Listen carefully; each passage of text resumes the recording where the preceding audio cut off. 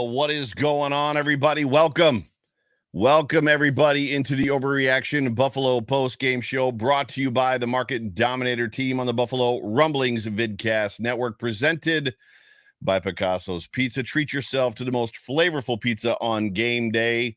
Picasso's We Are Buffalo Pizza, shipping local and nationwide. Order online at picassospizza.net. I'm the voice of the Overreaction Buffalo Postgame Show. My name is Joe Miller. You can find me on Twitter at Joe Miller Wired. And I got all kinds of technical issues going on. So this show is starting late. Thankful for all the people hanging out in the comments section. So 16 minutes late. Thank you, Joe. Appreciate it. As you can see, my camera's really dark because my webcam settings aren't working. I'm surprised that the microphone is working. But regardless, we are here. We're going to talk about Bill Belichick strikes again. Bill Belichick has been giving us problems all week, it seems like, from a technology. If he can't win the football game, by God, he's going to shut down all of our Victory Friday conversations, as it officially is Victory Friday. It'll be Victory Saturday, Victory Sunday, and, of course, Victory Monday. But do me a favor, whatever platform you are consuming this podcast on, please like and subscribe. Whether you're watching me live right now on YouTube or you are listening to me in podcast form, it's so good to have you. The December Darlings have officially returned. The December Darlings, the Buffalo Bills, have returned. And let's be honest for a second. Gillette Stadium is officially Josh's house. Can we just solve that and put that to bed right now? Not only is Gillette paying for the naming rights to the Patriots Stadium, but they're also paying Josh Allen and his beautiful face to basically rep their product. So if 1 and 1 equals 2, then that tells me that Gillette Stadium must be Josh's house, right? I mean, is there any other way to look at that? It's got to be one of the biggest flexes. They actually talked about it on the postgame show on Prime Video, which was pretty freaking great. This game was incredible. And the best news is the Bills came out of it. It was a solid victory. There was never really any doubt as far as that goes. The Bills now get to go on, and they've got 10 days of rest to get healthy. In the post-game show as well, Stefon Diggs was asked, just about Josh and what's going on. And he was like, Josh is just having fun again. And then I would probably tell you that we all know that when we have a fun Josh Allen, we have a dangerous Josh Allen, which is great. But this game was something else, and we're going to talk all about it. Aside from a miraculous wildest dreams land, no punt type game, which we saw the last 2 times we played the Patriots, and there was a moment there getting into deep into the first half. I thought we were going to get it again this time, except for those types of crazy wins that don't happen very often. This was by far and away one of the most complete wins you will see in the NFL. No, the Bills didn't score 40 points. No, they didn't score 35. They actually, the Bills and the Patriots together didn't actually cover the over. So if you took the under, which a lot of people I think were talking about, then you made out. But this was a very complete win from this football team.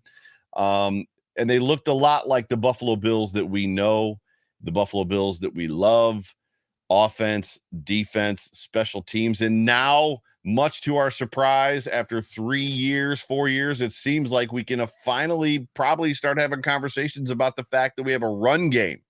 The Buffalo Bills have a run game. Keep in mind, when you run against the Browns aren't a good run defense team. It's different than when you run against Bill Belichick and the Patriots. And that's what the Buffalo Bills did in this football game. Not to mention that, so offense, defense, special teams, now a run game with a budding, hopefully potential 2-headed monster in Devin Singletary and James Cook. The only big play this defense even gave up, the only big play, was the long screen pass to Jones. And I'll be honest with you, as much as I rewound it about 6 times, and I was mad at Damar Hamlin, I think he guessed wrong. I think literally that play came down to just him thinking it was going to Devontae Parker, and it ended up going to Jones, and then Jones ran right by him. So I think even that is a potential. Just it's just one of those. He had a 50-50 shot, guessed the wrong guy, and it happened. But we are going to talk about this football game. We're going to have some fun here on Victory Friday. We're going to have some fun on the Overreaction Postgame Show. I got to pull up all the tweets to make sure that I've got them, because literally everybody legit frazzled. For those of you that aren't aware, that are listening in podcast form, effectively nothing wanted to work. Literally the streaming program that we use didn't want to recognize my camera, didn't want to recognize my microphone. I don't know if it's a Chrome issue. I don't know what is going on, but it's just not happy for some stinking reason. So I'm a little bit frazzled, but you know what? We're going to talk about it. I'm glad that you're here. Everybody that's in the comments section, if you want to get a comment in, if you've got a question for me, please super chat me. It will get my attention. My glass of bourbon is already half gone, and the show has already started because I was drinking it while I was trying to figure out what in the crap was going on. Oh, well, if this stuff wasn't happening, I guess it wouldn't be fun. You know what? I've got a pretty good run going. I've been doing these live shows for over a year. It's been about 2.5, and this is the first time I've really ever had a technical issue. So let's do this. Let me give you the tagline, which is, I'm excited that you guys are here. And whether this podcast finds you around a cup of coffee, at the gym with your AirPods in, or on the drive to work, or even possibly watching me live right now, let me just say one more time, welcome. And I'm going to do this just because it's the top of the show. We're going to hear from our show sponsor, the market dominator, ladies and gentlemen, John Spaschek. Introducing the market dominator. Folks, I'm John Spaschek. That's right, the market dominator. And I am the proud sponsor of the Overreaction podcast, hosted by my good friend, Joe Miller. You know, his approach is absolutely outstanding. It's excellent. And that's what our approach is when we get into real estate. We help our clients win, just like our beloved team is doing week in and week out. So folks, if you want somebody representing you with the most cutting edge technology, using artificial intelligence and everything we can get our hands on to help you win, you reach out to me directly, 716-570-3298. We will answer our phone. And one more thing, go Bills. Go Bills. That is John Spaschek, the market dominator himself. If you are looking to buy or sell a home in this very competitive, very crazy market that's going on right now, please give him a call, 716-570-3298. The number again, 716-570-3298. The Buffalo Bills came into this football game. Let's get started. The Buffalo Bills came into this football game 8-3. The Patriots 6-5. The Bills, as we know, 0-2 in the division. And you know, it felt like from the beginning this was a must win for this football team. Did it not? It just felt like a must win for the Bills.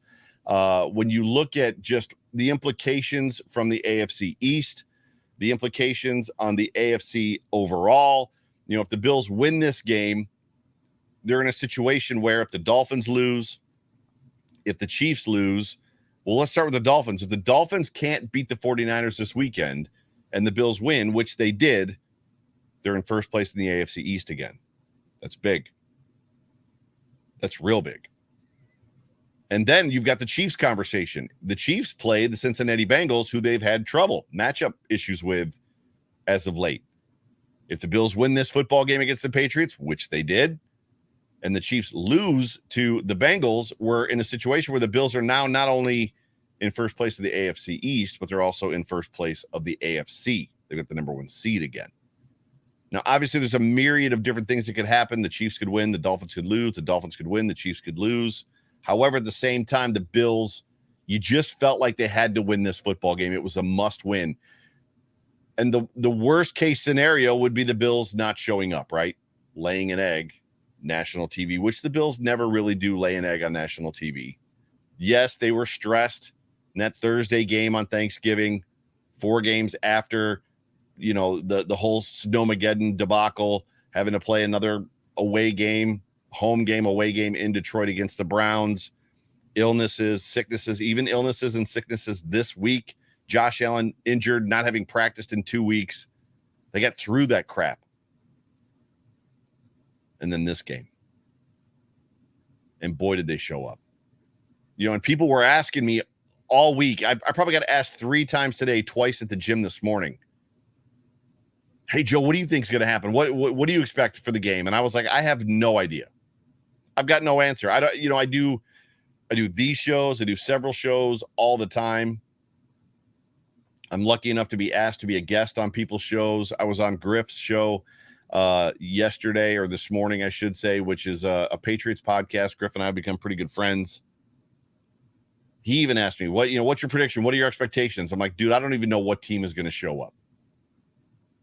Right? It's one thing to go into this game with that whirlwind of 12 days or 19 days or whatever it was, where they played like 5 games in 19 days or 4 games. And I don't even know what it was. It was crazy. I heard the stat earlier today. I think it was 4 games or 3 games in 12 days or something. It was nuts. And maybe you get the benefit of coming into a Thursday game and the team you're playing is on a short week, right? So they played Sunday and you've got a week to prepare to get kind of right, but they didn't. The Patriots also played on Thanksgiving Day. So there was no real added benefit. There was no real added advantage for the Bills to play this game against the Patriots because the Patriots got the same amount of time. It's funny how the schedule makers always seem to make it easier for the Patriots than they do other teams. It's weird how that works, right? Isn't that a little weird? And we talked about that for like 20 years. Just a little strange. During the drought years, every time the Bills would come off a bye, they'd have to play the Patriots, stuff like that. It's like, what has happened? Like, the Bills never got the benefit. Seemingly now they are a little bit, but this was a situation where it would have been nice to play somebody that maybe only had 4 days rest. But people were asking me, like, Joe, what do you think is going to happen? And there was an aspect of, I was like, it kind of depends on which team is going to show up. The Bills have had not trouble, but it's been a tough sled. They've had difficulties. It's not been easy, right? It's not been easy. But you have to expect that they were going to be, or you had to, I should say, expect that they were going to be better because they're getting guys back, right? We got Groot back. We got Tremaine back. And my gosh, Tremaine Edmonds. Jay Spencer King is in the comment section right now. My gosh. Tremaine Edmonds. Crazy how well he played in this football game. So there was just a feeling that things were going to be better, right? But I still had apprehensions.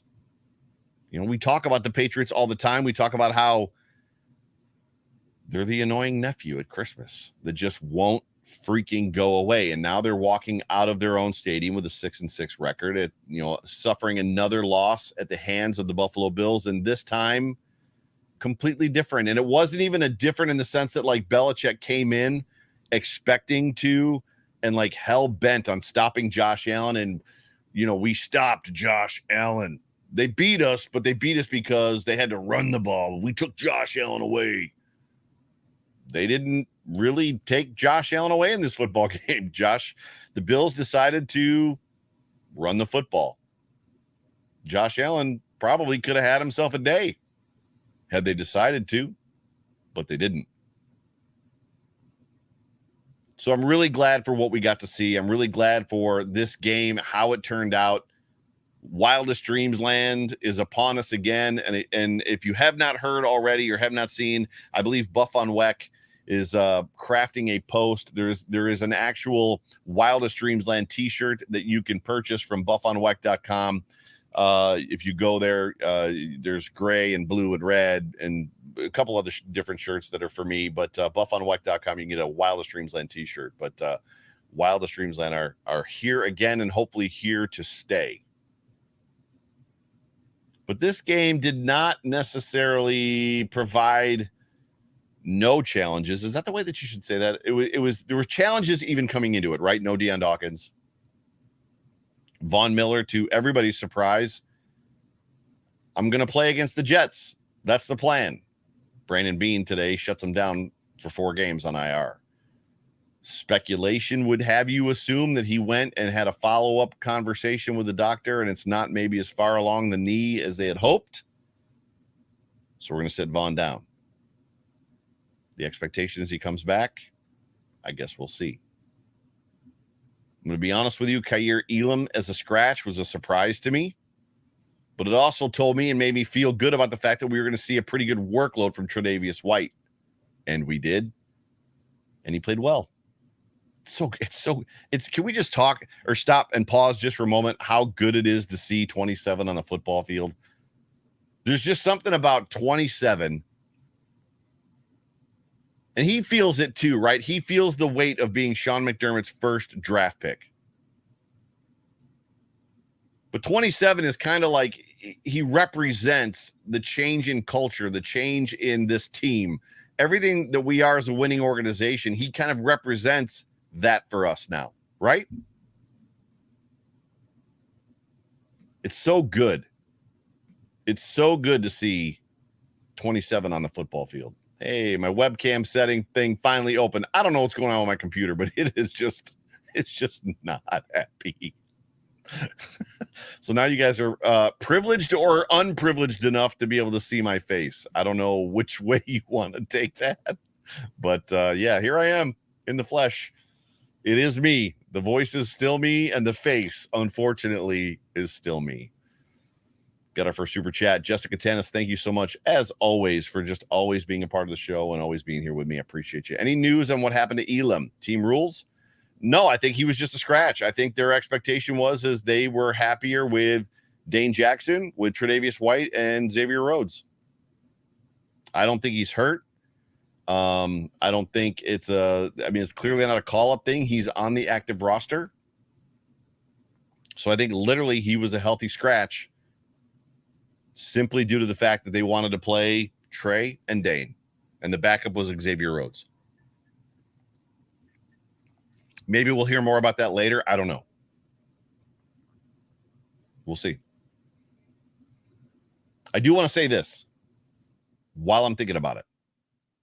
The Patriots jerseys, their throwbacks, are freaking elite. We can probably pause for a moment and just stop with the gotta hate the Patriots at all costs. We don't need to live in that space anymore because they're no longer the big bad Patriots. They're no longer the bully. I did a show on Fanatics like 3 years ago, 4 years ago. I don't even remember. It was a long time ago. And my quote from that show was, when you've got a bully that has been like giving you a hard time for years, at some point you've got to just stand up and punch the bully in the face. And the Bills have done that. Like, the bully is gone. The Patriots are no longer a bully to the Buffalo Bills. So with that being said, we can kind of back up, in my opinion, and just be like, you know what? Let's be honest for a second. The red old throwback Patriot jerseys with that logo and the white helmets are 1,000 times better than the Flying Elvis and the blue. Get rid of the Flying Elvis and the blue and go back to the reds. For the love of God, Mr. Kraft, please go back to the reds. They pop on television. They just look super hot. Super, super hot. This would have been a great game to see the Bills in their standing Buffalo against. That would have been a fun game. Standing Buffalo, white jerseys, like 65 AFL championship jerseys. Oh yeah, for those of you that are somewhat new to Bills Mafia or maybe aren't old enough to realize, the Bills do have a championship. They've got an AFL championship before the AFL and the NFL merged, but conversation for another day. But those past jerseys are elite, hot.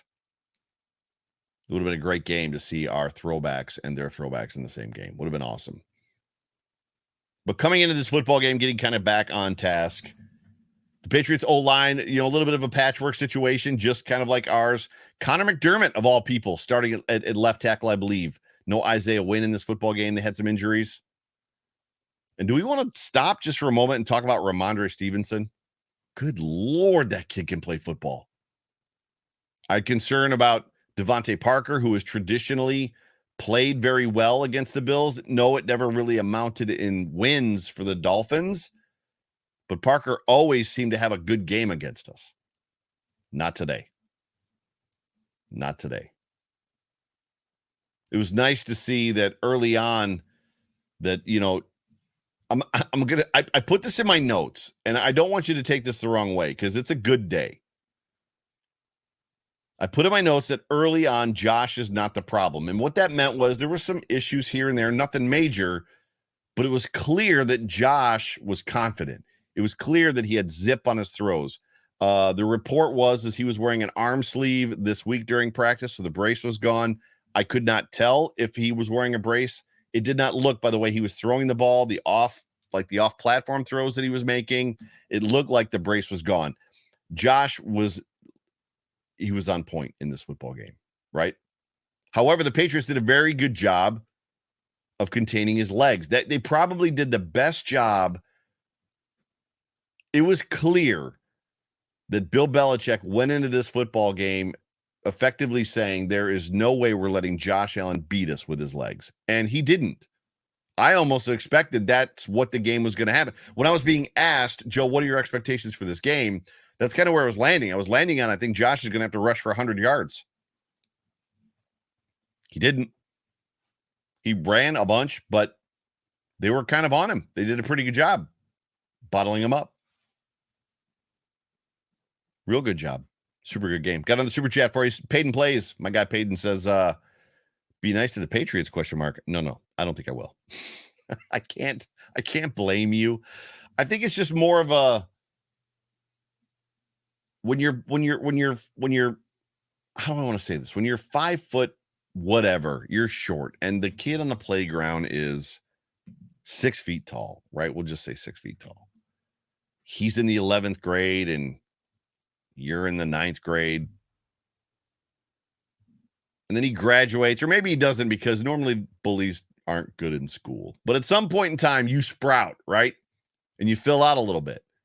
So now it's a situation of like, he's still 6 feet tall. And even though he seemed kind of strong and big, now that you've sprouted and you've gone from 5 foot whatever to 6'3", 195, 200 pounds, all of a sudden, he doesn't look so big anymore, right? It's kind of what it's like. Super chats are coming in. Joe Esposito says, "Stop, Joe. We will never like the Patriots or their uniforms. Those unis were hot. I would never buy one. Jay Spencer King would, but I would never buy a Patriots uniform or a jersey." My guy Eric Johnson. Good to see Eric. I've known Eric since he was a wee little man, so Eric's a good dude. I was at the Sabres Avalanche game tonight, watching the Sabres lose again. They showed Bill's highlights between periods to cheer everyone up. Fun. Well, Eric, I'm glad you enjoyed the game. At least I hope you enjoyed the game, but I'm glad you enjoyed the highlights at the very least. But it was a good football game. Thank you for the super chat, Eric. You were the man. Appreciate you. When you look at this football game, kind of getting back into my notes, it was pretty clear early that the offensive line was getting worked. They were getting worked, especially Quesenberry. And I had a couple people tweet at me just, hey, what's going on? He's almost worse than Bobby Hart. And then Bobby Hart came in the game. This is what I'll say. Q was injured. So Q came into this game injured. And when you talk about giving it away early, dude awards, that dude, he deserves and is going to get a dude award just for being available, because I don't know how to, I'm trying to figure out how to put it into words. Like, normally when you see somebody walk, they walk right with their toes forward. Some people walk pigeon-toed, right? So their toes are in, and some people walk maybe a little bit out. He was basically dragging his left leg behind him. It was a little uncomfortable even to watch, but he was still out there. And thank goodness he was, to at least stand in the way or be some sort of something for somebody to run around versus just run through.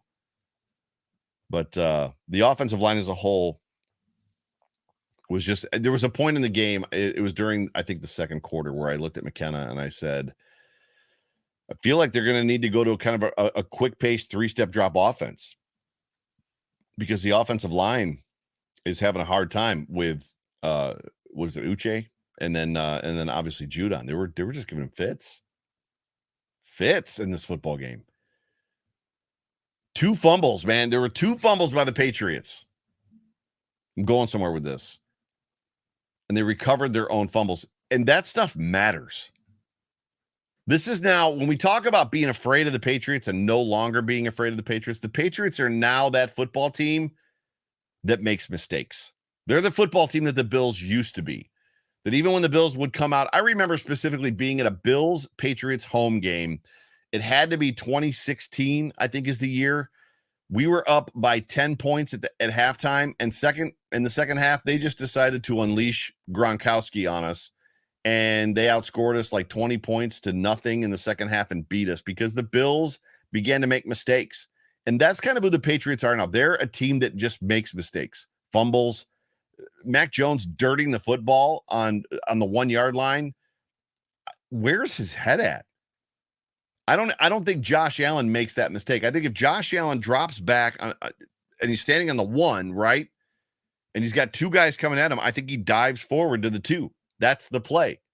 Versus insert Mac Jones crying kid face here. and throwing the like my little sister would do, like just kind of chucking the ball into the grass so that nobody hits him. That's who this team is now. I don't know if there's even anything to be afraid of. But regardless, those mistakes that are being offered to the Buffalo Bills, they've got to take advantage of. They've got to take advantage of them. If the Bills had taken advantage of those 2 fumbles and then even had gotten Mac Jones down inside of the end zone, that game would have been over in the second quarter. And they probably would have beaten the over as well because they would have had probably 28 points in the first half. It would have been crazy. But even when you're trying to break this game down versus the games that we've seen over the last couple of weeks, it's hard to nitpick. So that little spot that I gave you was a nitpick. What is a nitpick, Joe? A nitpick is where we played a very complete football game. We beat a division rival. We're now 1-2. We're at 9-3. Everything's looking up. If you're going to nitpick, what are you going to nitpick on? I'm going to nitpick on the fact that there were 2 fumbles and we didn't recover either of them, and there was an opportunity to get a safety in the game. That's a nitpick. I thought Ken Dorsey had a great game. While there were some moments in the second half that got a little possibly disjointed, there was the 1 third down play where they went heavy, right? They had a heavy set that was to the strong side, and then he threw the slant to Diggs on the left. Brilliant play call. Josh Allen was under center a lot in this game. The run game was cooking. So this is the drama of my life. So the drama of my life is the fact that McKenna, my oldest, my angel, not that Addison, my 13-year-old who just turned 13, isn't my angel. McKenna is my angel. Addison is my angel baby. See what I did there? So I've got my oldest, and then I've got my youngest. McKenna's my angel. Addison's my angel baby. All that to say this. McKenna has a boyfriend, and he was making the run game as cooking puns, and me and McKenna were making fun of him. So that's a shout out to you, Nick. If I don't know if you listen to my show or not, you probably don't, but if you do, the run game was cooking, y'all. James Cook looked good in this football game. Really, I really liked what I saw from it. Like, it wasn't you over the last 3 games. We've all heard the phrase about the game slowing down for players. In the last 3 games, you have witnessed the game slow down for James Cook. You've watched it happen. He's gone from like seeing holes and darting through them to taking advantage and like making guys miss to now stopping, backing up like a half step and starting in another direction because he's like, wrong hole, I want to go over here, and then gaining 5 yards. James Cook looked dangerous. He also was kind of taking on that Cole Beasley role. You've heard Jay Spence and myself talk a lot about how much this team misses Cole Beasley, the player. There's a lot of curl routes in this game where Cook was just going 2-3 yards out, Allen hit him with the football. Cook could turn around, and if he fell down, great. If he got a couple extra yards, great. There was a lot to be said for what happened in this football game that came from that running back group. It was something to see. Spoiler alert, it's going to be the story of this game for me when I get to that point. But it was literally shades of what we used to see the Bills do when it came to marching the football down the field. Oh, you're not going to give me anything intermediate or deep? I'll hit Cole Beasley. Well, now I'll hit James Cook. Over and over again. It was great. James Cook coming into the NFL, James Cook, I think the most touches he had as a college football player in a game was 14, and I believe it happened twice. In this game alone, we're seeing the progression of James Cook right before our eyes. James Cook, touches in this game, he had 20 in this game. He had 14 rushes for 65 yards. He had 6 receptions for 41. If you're a fantasy guy, that's 16 points. All he was missing was the TD. Peyton plays with the super chat. Peyton, thank you for jumping in again. Appreciate you. In hindsight, Hines, hindsight, we should have run Cook more. Maybe. I like the two-headed monster. There was clear run situation moments. Peyton says he's proud of that one. And he's smirking. He's got the Grinch smirk going from ear to ear right now. What was I just going to say? There were clear run situations. Stop distracting me, y'all. There were clear run situations where historically over the last 3 years, we as fans sat on the couch and we said, they're going to run the ball here. And the defense that the Bills were playing were like, they're going to run the ball here. And it turned into no gain. There were several of those moments in this game where it was an obvious the Bills are going to run the ball, even if it was because Josh was under center, and they still got 4, 5, 6, 7 yards. Both of them, James Cook and Devin Singletary. Whatever is going on with that run game, I like it. I like it a whole bunch. A whole bunch. What did I not like? Hey, Joe, what did you not like? Funny you should ask. I do have something that I didn't necessarily like. Why can this football team not run a wide receiver screen? A wide receiver screen is a college football play that every college team executes, which means that every one of these players that are on this football team have executed wide receiver screens at the college level.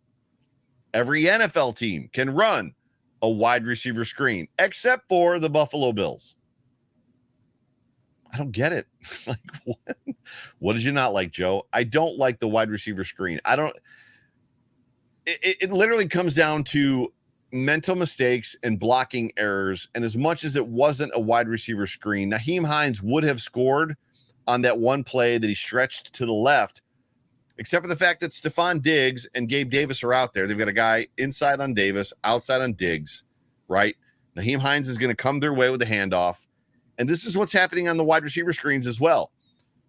Davis dives down, Diggs takes Davis guy, and then Diggs's guy is standing there like, come to daddy.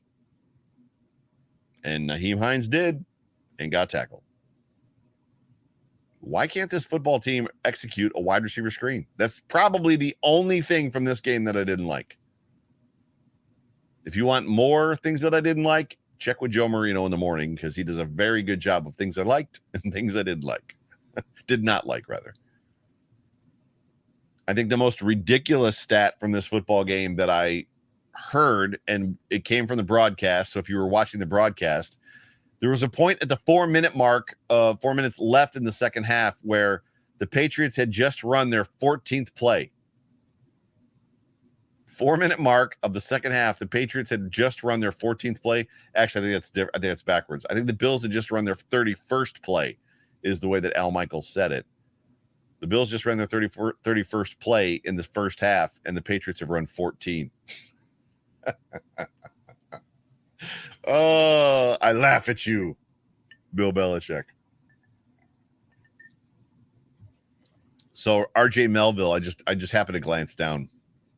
RJ Melville with a chat says, ask FINA about why they can't run a screen this week. I bet someone is giving away a tell to it because they always know exactly when we're going to run it, even as rarely as it is. So oddly that you should give me this comment.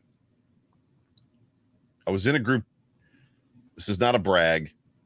Obviously, I know them. They're my friends. As much as I text Spence all the time, I text Jerry Ostrowski and John Fina all the time. I texted the two of them, and I literally had this conversation of what is going on. They didn't have an answer. So, spoiler alert for Monday. Monday in the John Off Tackle with John Fina show. Are you listening? Psst, you. All of you watching this show. If you can hear me right now. Off Tackle with John Fina. We had Daryl Talley on last week, or this past week. This week, we've got Drew Bledsoe. Ruh-roh. So maybe we'll ask Drew Bledsoe why this football team can't run a wide receiver screen. So he is going to be on the Off Tackle with John Fina show this coming Monday, this Victory Monday. We're going to talk about Josh Allen and what he sees and what he likes and his thoughts on this football team. So I digress. I think what's interesting to me, and I'm almost done with my notes here, so just stick with me for a second. After the Buffalo Bills go up 3-0, the Patriots score to make it 7-3, and then the Bills go touchdown to extend their lead, right? And then they eventually kick a field goal to make it 3 possessions. The Bills at that point never looked back. And frankly, the Patriots didn't either. My next note is re-sign Tremaine Edmunds.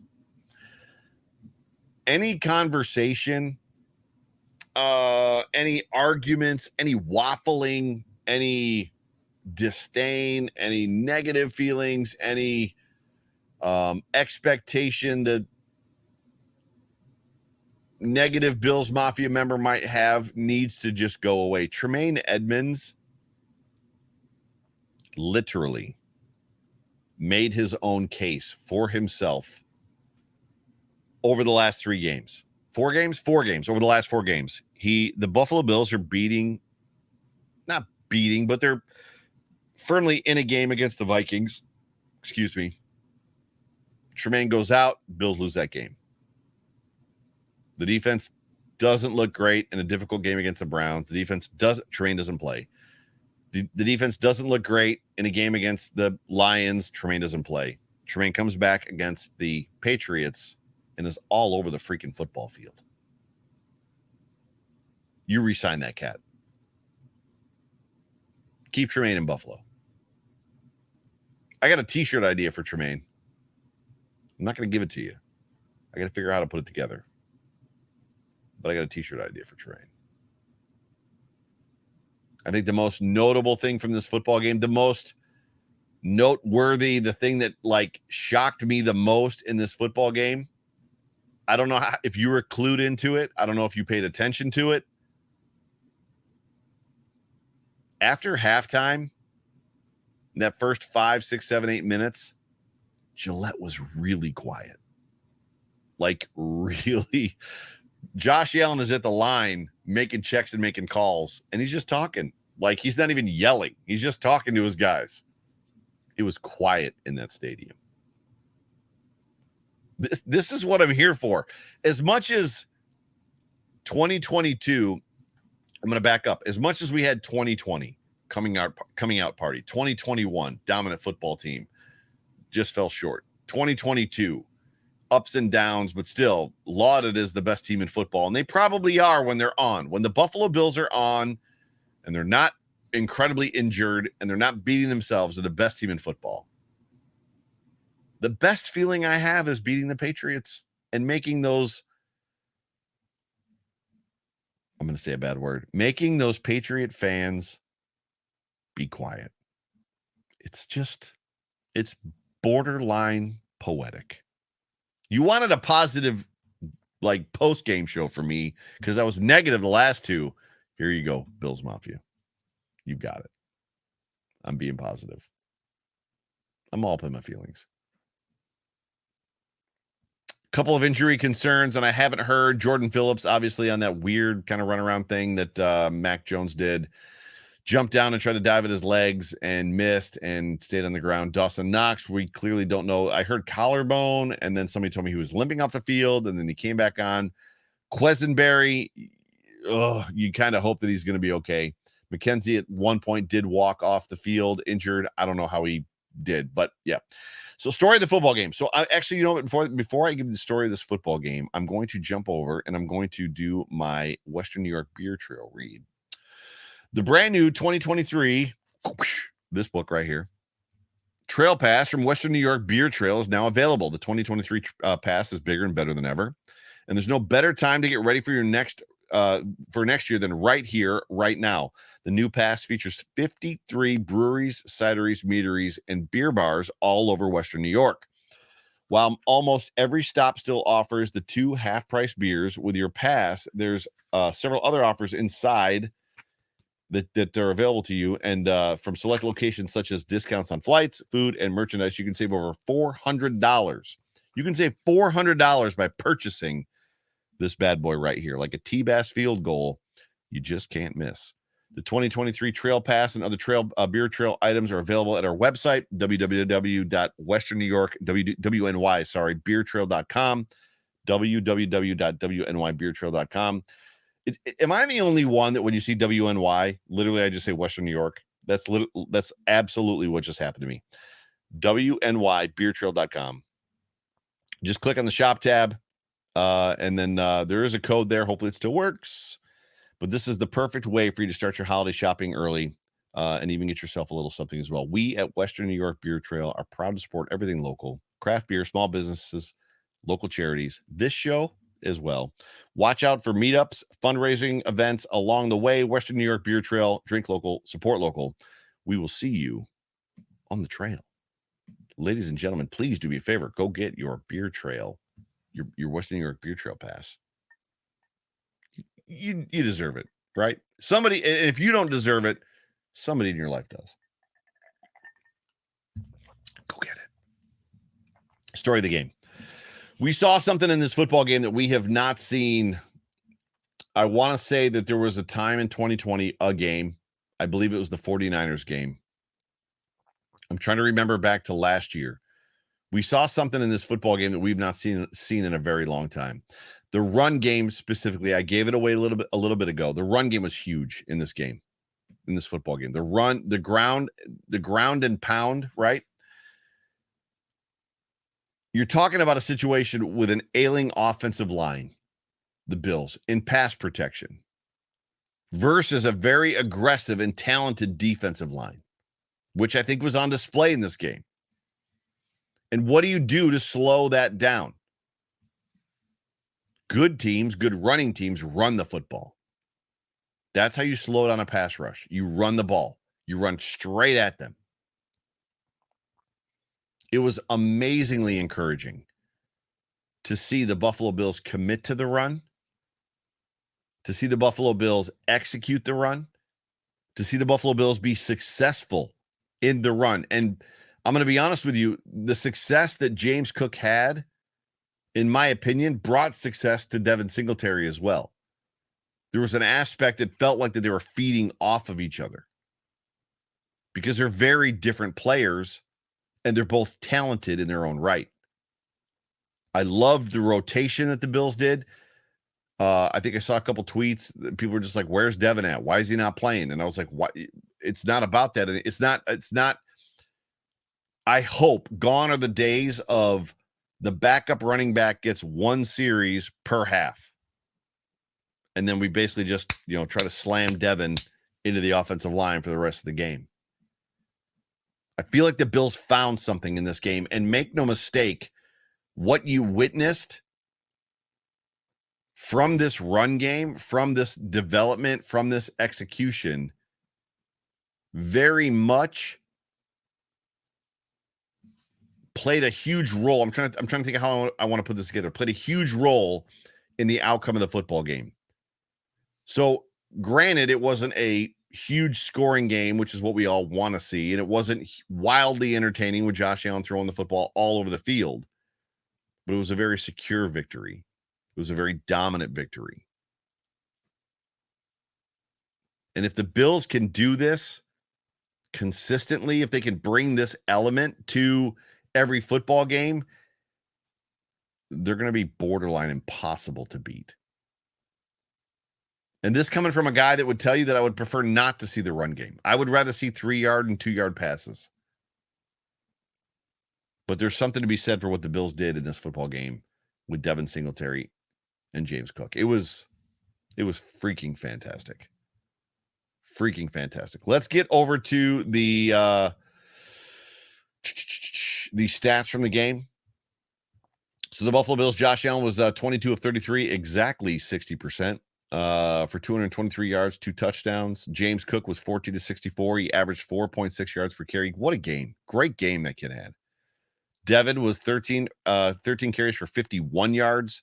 Josh was 8 for 20 yards. And that's where I get into when I said that they did a very good job of bottling up Josh Allen. Rarely do you see Josh Allen average 2.5 yards per carry. Regardless, the Bills, they rushed for 130 yards in this football game. Stefon Diggs, 7 on 92, 7 receptions for 92 yards, a touchdown. Isaiah McKenzie, 5. What is it about Isaiah McKenzie and the Patriots? If we played the Patriots every single game, Isaiah McKenzie would be the best wide receiver in the NFL. James Cook was 6 for 41. Naheem Hines, 1 for 21. Gabe Davis, 2 for 15. He had a nice touchdown.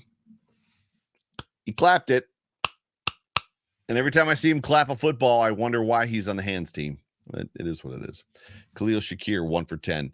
The Bills had a difficult time getting to Mac Jones. I believe the sack by A.J. Epinesa was the only one, right? Wasn't that the only sack in the game for the Bills?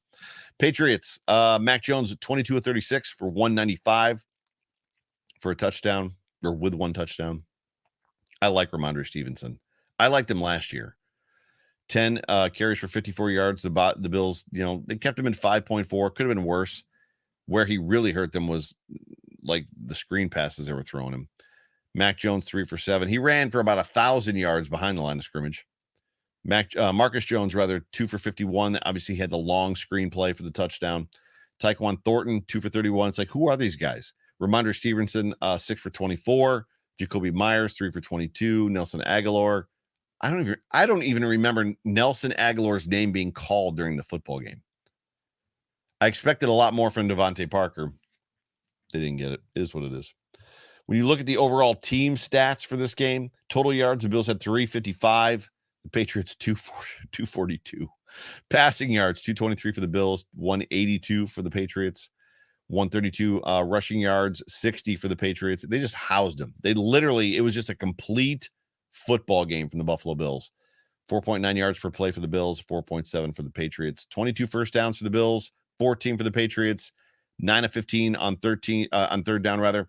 3 of 12 for the Patriots. That's awful. 3 of 12. 3 first downs on 3 conversions on third downs for the Patriots. Fourth downs, only the Patriots went for it. They were 1 for 1. Total plays 72 for the Bills, 51 for the Patriots.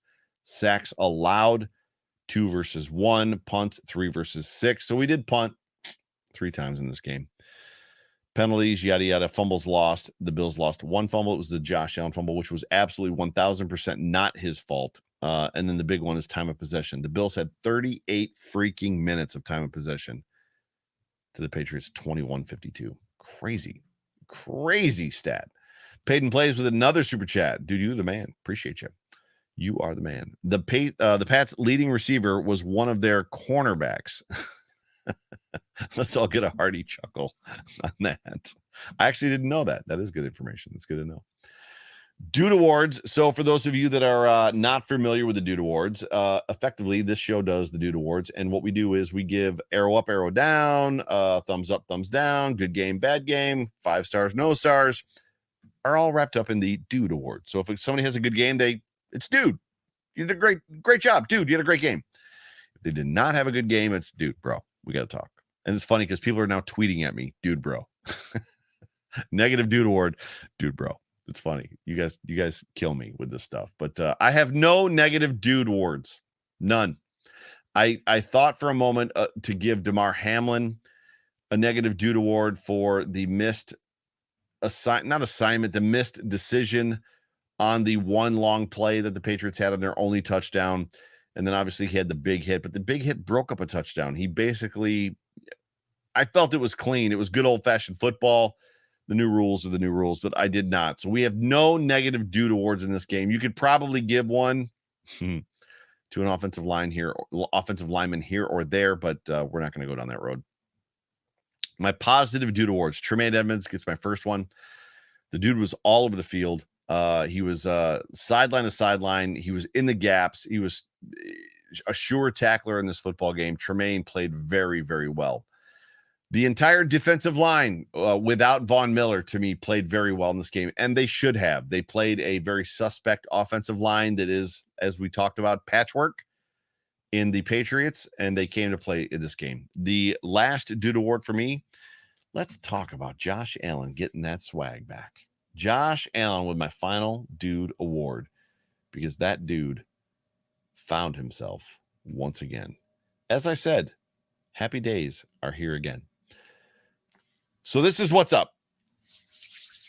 So I am now dropping in podcast form, if you're listening to this in podcast, the tweets are now being dropped in the Mafia Monday segment on the Overreaction Sports Network, which is my podcast feed.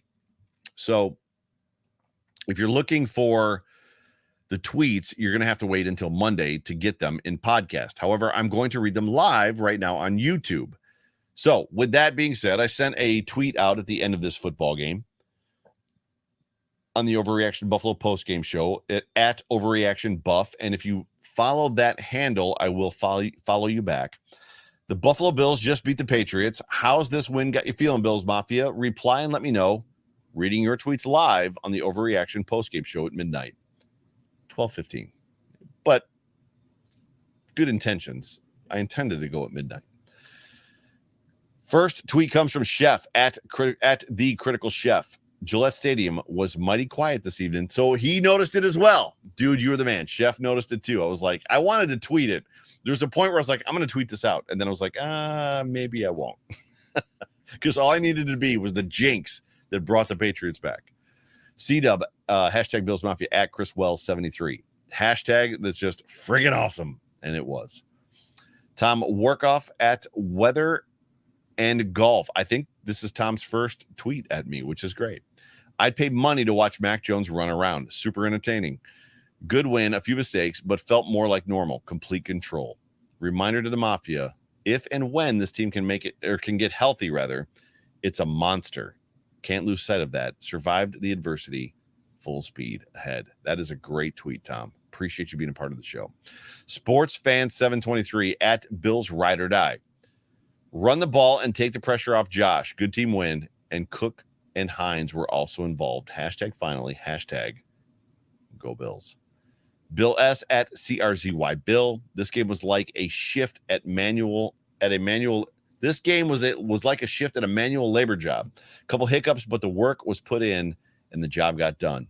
Josh looked like Josh again. The running duo was fun to watch. Loved Josh throwing to Cook. The D looked like last year. Pressure, but a few sacks. Go Bills. Appreciate the tweet there, bro. Bills Media 716 at Bills Media 716. He's got Vaughn and Josh walking together.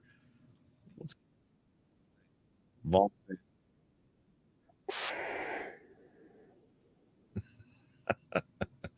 Love it. Richard R. Rush, who is in the comment section right now. Richard, go to bed. Was a great team win, and it wasn't a nail biter. Now on a Sunday where we can watch football without pressure. Hashtag Go Bills.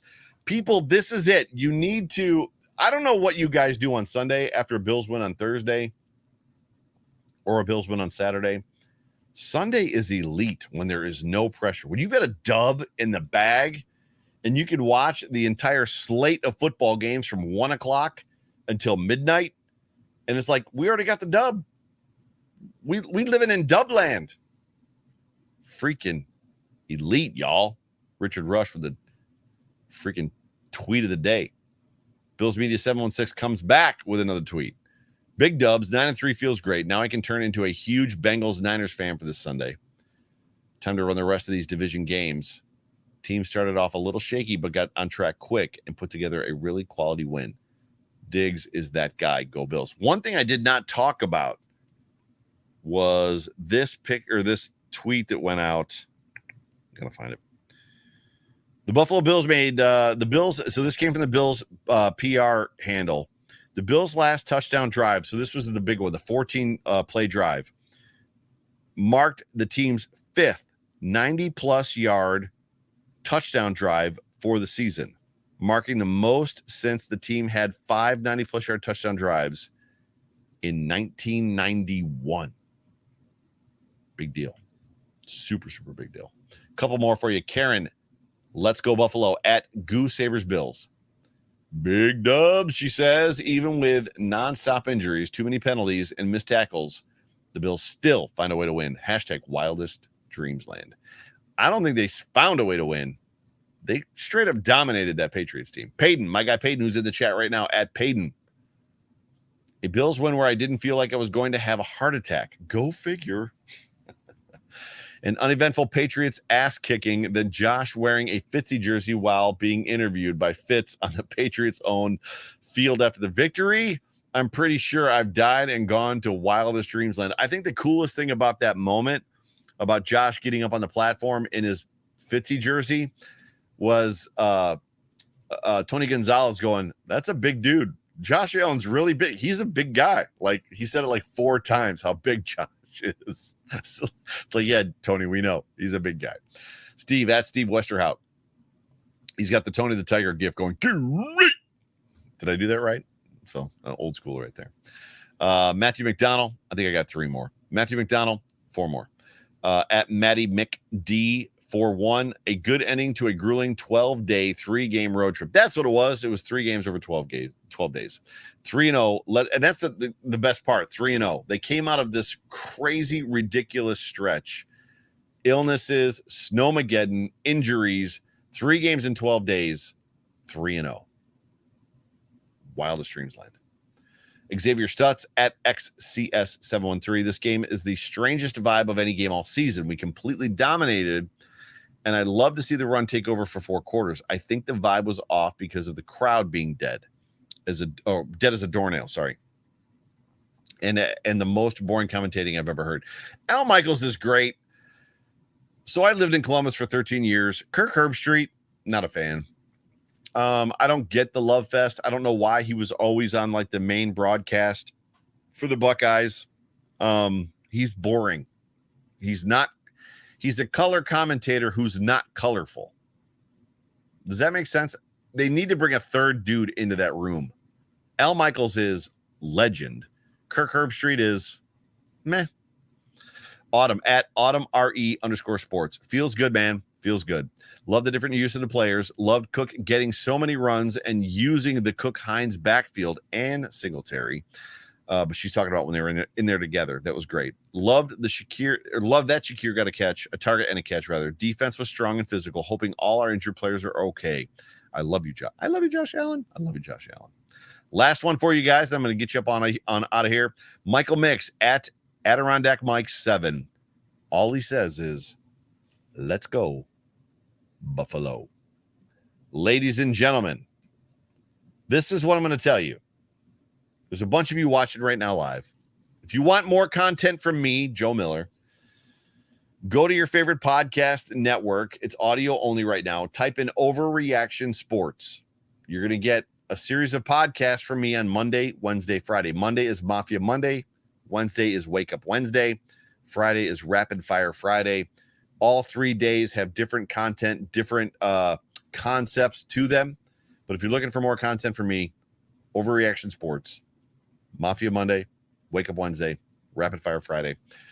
But with that, I'm going to get out of here. Ladies and gentlemen, you've been tuned into the Overreaction Buffalo Postgame Show, brought to you by the Market Dominator team on the Buffalo Rumblings Vidcast Network. My name is Joe Miller. You can find me on Twitter, as always, at Joe Miller Wired. I love you guys. I appreciate you guys. Victory Friday, victory Saturday, victory Sunday, victory Monday, victory Tuesday, all the way to next week, where the Buffalo Bills, the 9-3 Buffalo Bills, host probably the Mike White New York Jets. Until then, what do we got coming up? Monday, no show, no Overreaction show on Sunday. Off Tackle with John Fina Monday. Drew Bledsoe's our guest. And then Hump Day Hotline on Wednesday. Appreciate you guys. Love you. Go Bills.